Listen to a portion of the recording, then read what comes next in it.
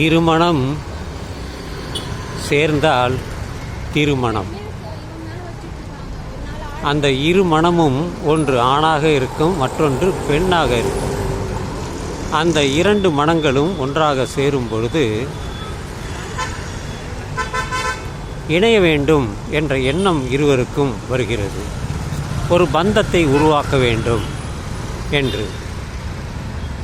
ஆதலினால்தான் இருமணமும் திருமணமாக மாறுகிறது. சொர்க்கத்தில் நிச்சயிக்கப்படும் என்பதெல்லாம் ஆதி காலத்தில் சொல்வார்கள். இப்பொழுது அப்படியல்ல. நேருக்கு நேர் பார்ப்பது, பேசுவது, பழகுவது, அந்தஸ்து என்ன, சொந்தம் என்ன, பந்தம் என்ன, உறவினர்கள் யார், இதையெல்லாம் பொருட்படுத்தாமல் ஒரு வாழ்க்கை துணையை தேடிக்கொள்ளும் நிலை தற்பொழுது மாறிவிட்டது.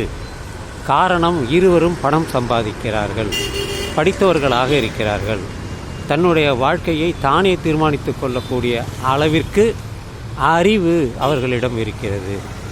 இவன் தனக்கு உகந்தவனாக இருப்பானா என்று பார்க்கிறான், பழகுகிறான். இருவருடைய குணங்களும் ஒத்து போகிறது என்றால் விருப்பப்பட்டால்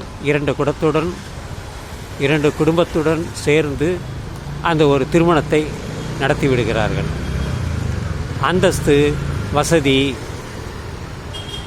பெரியவன், தாழ்ந்தவன், உயர்ந்தவன், இப்படியெல்லாம் பார்த்தால், சாதி, மதம், இனம் எல்லாவற்றையும் பார்த்தால் இவர்கள் ஓடிவிடுவார்கள். வேறு எங்கேயாவது சென்று நண்பர்களுடன் சேர்ந்து ஒரு திருமணத்தை செய்து கொள்வார்கள்.